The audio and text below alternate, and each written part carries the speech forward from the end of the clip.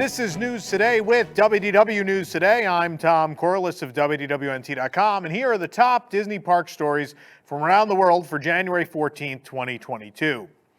In a new interview with CNBC, Michael Eisner, the former CEO of the Walt Disney Company, talked about Disney's switch from Bob Iger to Bob Chapek as CEO. Quote, "I am a big fan of Disney," said Eisner. "I am a fan of both Bobs. Yes, I hired him," in regards to Chapek. Is he the same executive as I am or Bob Iger is or anybody is? He is his own guy. He was very good at Disney when I was there. He took our home video business from a rental to sell-through business. That was very risky. He did a very good job in the parks. I am a shareholder. I think he's going to do very well. Of course, Eisner was CEO from '84 to 2005, hiring Chapek in 1993 as the marketing director for Buena Vista Home Entertainment. Iger took over after Eisner left the company and then stepped down as CEO in early 2020, handing the reins over to Chapek. And yes, it does hurt my heart greatly that my beloved Michael Eisner thinks Bob Chapek is doing a good job, but Michael Eisner owns a lot of stock, and the stock price for a long time has been very good, and that's allowed Mr. Eisner to invest in a lot of other things that have been very successful for him, so no surprise there. Walt Disney's personal airplane, the Mouse, will be fully restored and on display during the 2022 D23 Expo. D23 announced the plane's fate on their Instagram feed. The exhibit will be Mickey Mouse 1, Walt's plane, presented by Amazon.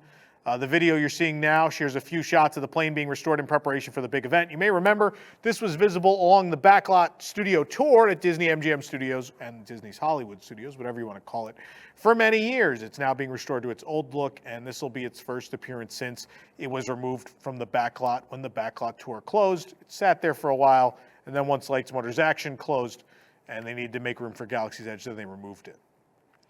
A new limited edition pin featuring the Liberty Bell is available exclusively to annual pass holders at Walt Disney World. The pin celebrates the 50th anniversary of the Magic Kingdom. We found it at the Frontier Trading Post.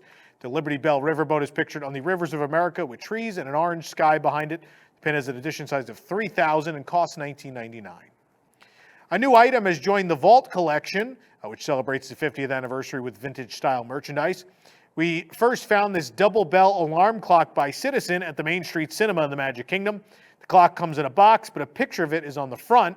It's a gold tone with a white face featuring Mickey Mouse and Cinderella Castle. The hour and minute hands have luminous strips on them, and the second hand is red. More information about the clock is on the back of the box. The clock costs $35.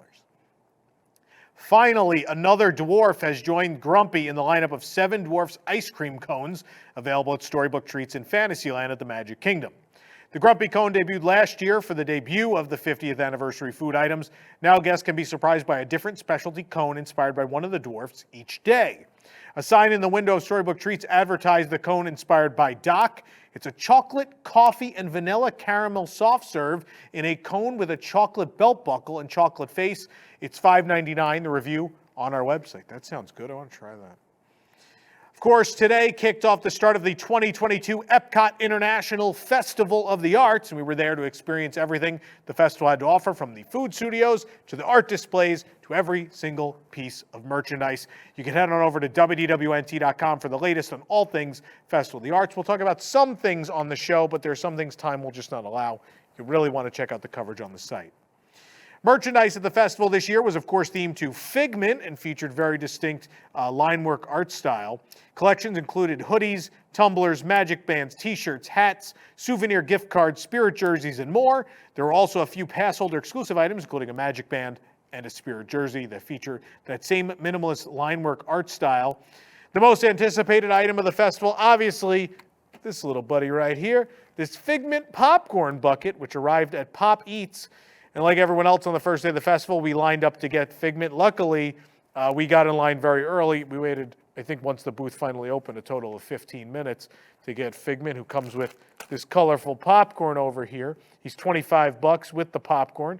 According to cast members, the wait for the bucket reached between 6.5 and 7 hours. You could also eat your way around the world in style with the new Figment spork. That was a surprise. We didn't know that was coming. This adorable spork sports Figment on the top, wielding a paintbrush.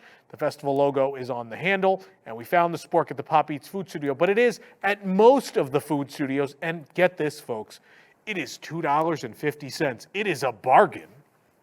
They're going to figure that out real quick and raise that price. I just get the feeling. And with the start of the festival comes another year of Figment's brush with the Master Scavenger hunt.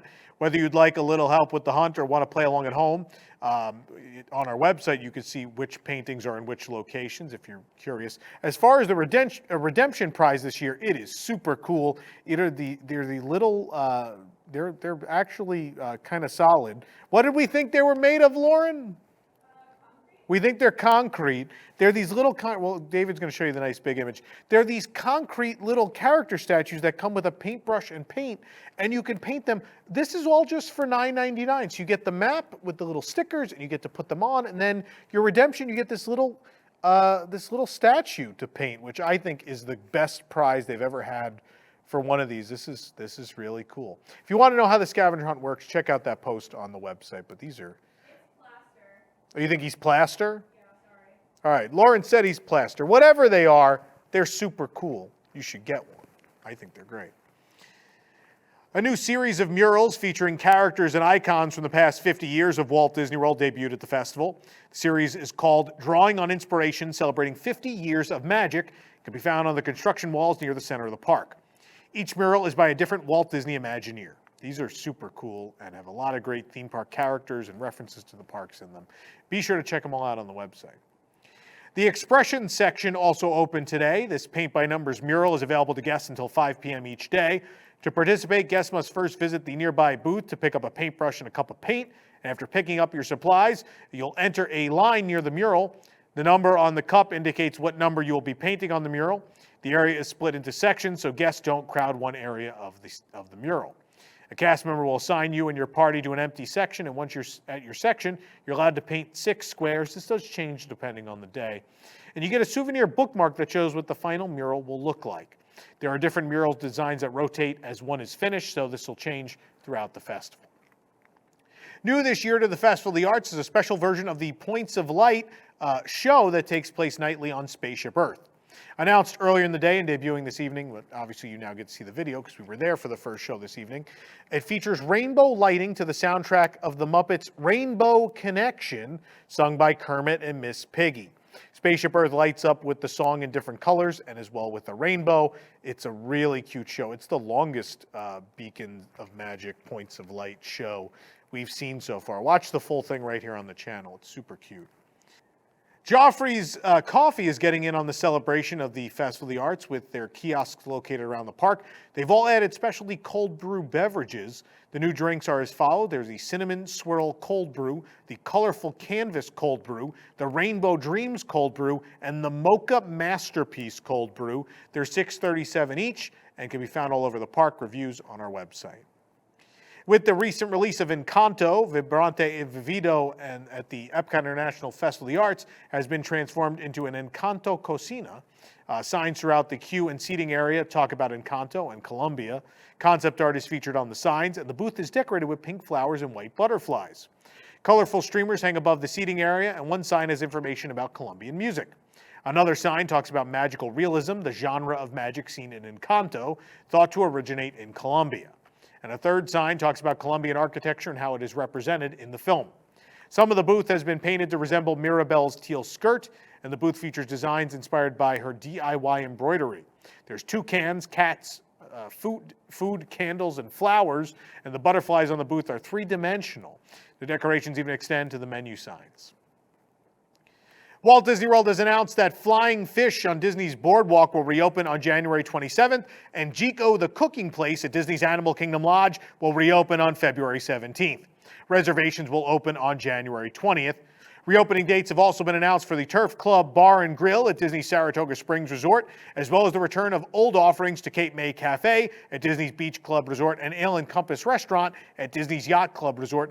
By the way, at Cape May, they're bringing the breakfast buffet back, which is a big deal. I know many people. I know you still want that dinner buffet back, but it's a good start, right? Ale and Compass bringing back their breakfast buffet, but also introducing brand new lunch items.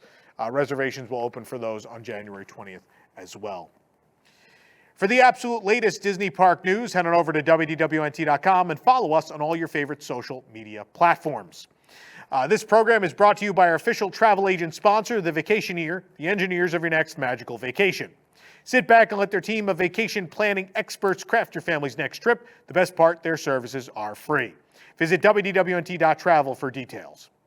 If you're enjoying the show, be sure to like this video, subscribe to WDW News Today on YouTube for more great content, and click the bell for notifications. Also, hit select all notifications so you never miss an episode of the show. You could also support the entire team behind the show by joining the WDWNT Inner Globe Society at patreon.com/WDWNT. Also, this is important to mention.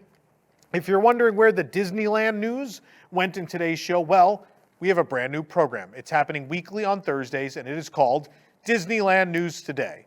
By popular demand, we have broken off the Disneyland news from this program, and you'll find it every week over on that show. I want to thank many of you. I know many of you have already watched that because it was the most watched debut episode of any show in the entire 15-year history of WDWNT. We want to sincerely thank you for our Disneyland audience. We are so happy that you're happy to have the show, and we are looking forward to bringing it to you each and every week. And like we said, I think we said in the comments under that show, if there is enough news and the audience is big enough, we are happy to do that more than once a week. For now, it'll just be on Thursdays during the day. You can catch that program right here on the WDWNT YouTube channel. Please go check it out if you haven't.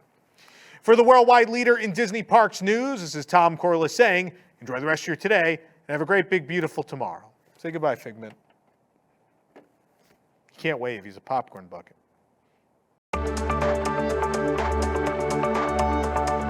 Welcome to News Today with Universal Parks News Today. I'm Tom Corless. Here now the news.